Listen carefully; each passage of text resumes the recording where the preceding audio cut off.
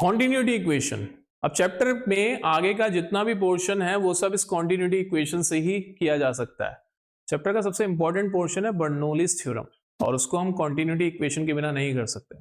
Continuity equation या continuity principal ये कहता है कि किसी भी क्लोज ट्यूब में से जब किसी इनकम्प्रेसिबल और नॉन विस्कस फ्लूइड को फ्लो करवाया जाता है तो उस ट्यूब के किसी भी पॉइंट पे उसकी वेलोसिटी, मतलब फ्लूइड की वेलोसिटी, और उस पॉइंट पे एरिया ऑफ क्रॉस सेक्शन का प्रोडक्ट हमेशा कांस्टेंट बना रहता है।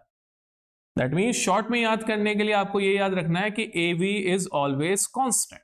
मतलब whenever an incompressible and non-viscous fluid is allowed to flow through a tube having different cross section areas at different places, या different thickness वाली ट्यूब में से पास करवाते हो, so at every point of streamline flow must be streamline, ठीक है?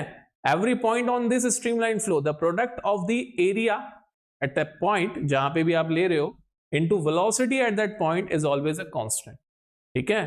तो ये होता है प्रिंसिपल ऑफ कॉन्टिन्यूटी की वजह से बनी हुई कॉन्टिन्यूटी इक्वेशन, जिसको कि मैंने ऐसे भी दिखा रखा है।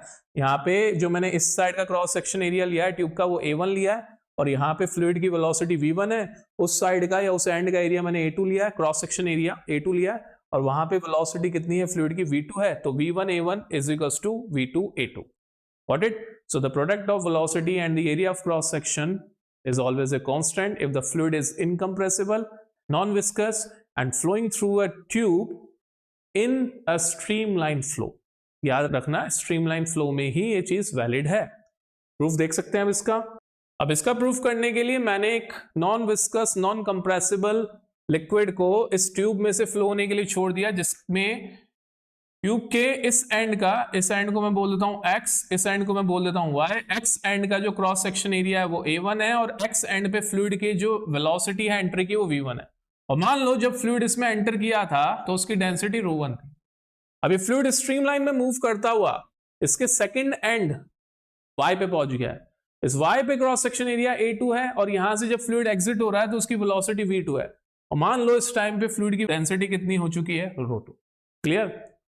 तो सबसे पहले हम लोग ये निकाल रहे हैं कि फ्लूइड का कितना मास इस ट्यूब में एंटर कर रहा है और फ्लूइड का कितना मास इस ट्यूब से एग्जिट करता है, ठीक है? तो मास निकालने का तरीका होता है वॉल्यूम इनटू डेंसिटी, सबसे बेसिक मेथड।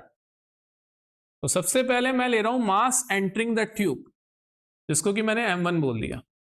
सो M1 क्या हो जाएगा, वॉल्यूम। अब इसका वॉल्यूम कैसे निकलेगा, इस एंड का एरिया तो मेरे पास में है पर लेंथ नहीं है। एरिया तो मैं लिख सकता हूं, लेंथ नहीं है। लेंथ निकालने के लिए मेरे पास में वेलोसिटी है। वेलोसिटी इनटू टाइम, डिस्टेंस या लेंथ होती है, तो क्यों ना मैं वेलोसिटी को टाइम से मल्टीप्लाई करवा दूं कि t टाइम में ये जा रहा है इसके अंदर से फ्लूइड, ठीक है? तो मैं यहां पे मॉडिफाई भी कर सकता हूं, the mass entering in the tube in time t। तो अब मुझे फिक्स टाइम पता है कि इतने टाइम में कितना मास एंटर कर रहा है, और हमने उसी का फायदा उठाया यहां पे। ऑन दी अदर हैंड जितना मास एंटर हो रहा था, जितना फ्लूइड एंटर हो रहा था, उसकी डेंसिटी थी ρ1। तो ये हमारा हो गया मास एंटरिंग द ट्यूब। आसान सी बात है, कोई दिक्कत नहीं इसके अंदर। Second, mass leaving the tube,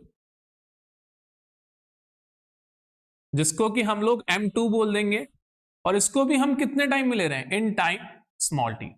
सो फिर से M2, देखो उस वाले एंड से ऑब्वियसली बात है फ्लूइड लीव होगा। इस वाले एंड का जो क्रॉस सेक्शन एरिया ये A2 है, इस वाले एंड पे वेलोसिटी V2 है, और डेंसिटी ऑफ फ्लूइड ρ2 हो जाएगी। So that will become A2 V2 times T times ρ2। This is the mass leaving the tube. Now याद करो कि हमने कौन कौन सी कंडीशन लगाई थी। The fluid should be non viscous, incompressible and should go through streamline motion. Streamline motion का rule था ना कि जितने पार्टिकल एंटर करते हैं उतने पार्टिकल एग्जिट करेंगे। मतलब जितना मास यहां से एंटर करेगा उतना ही मास वहां से एग्जिट करना नेसेसरी है। तो हो ना हो M1 और M2 जो हमने अलग अलग निकाले हैं ये आपस में इक्वल है। So M1 is equals to M2 because flow is streamline. Flow is streamline, ये इसका रीजन है। तो क्यों ना हम M1 और M2 को आपस में इक्वेट करवा दें। So that is A1 V1 T1 या T times ρ1 is equals to A2 V2 T times ρ2। देखो T से T कैंसिल, सो हमारे पास में अब क्या आ चुका है, A1 V1 rho 1 is equals to A2 V2 rho 2। अब जरा एक और बात याद करो, हमने तीन चीजें ली थी कि फ्लूइड जो होगा वो नॉन विस्कस होगा, फ्लूइड जो होगा वो स्ट्रीमलाइन में होगा, और फ्लूइड जो होगा वो इनकम्प्रेसिबल होगा। जब फ्लूइड इनकम्प्रेसिबल है तो कंप्रेस हो ही नहीं सकता कहीं पे भी, मतलब उसकी डेंसिटी नहीं चेंज हो सकती। तो डेंसिटी चेंज नहीं हो सकती, इसका मतलब क्या है कि रो 1 और रो 2 आपस में क्या है, इक्वल है। Rho 1 is equal to rho 2, density same रहेगी।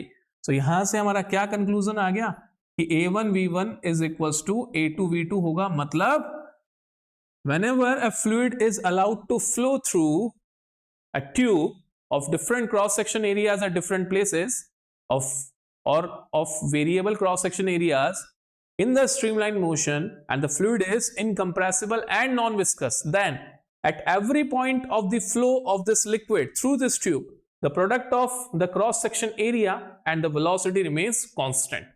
तो A1 V1 is equals to A2 V2 हो गया। इसका मतलब क्या है कि area into velocity is always a constant. तो ये था इक्वेशन ऑफ कंटिन्यूटी। इजी।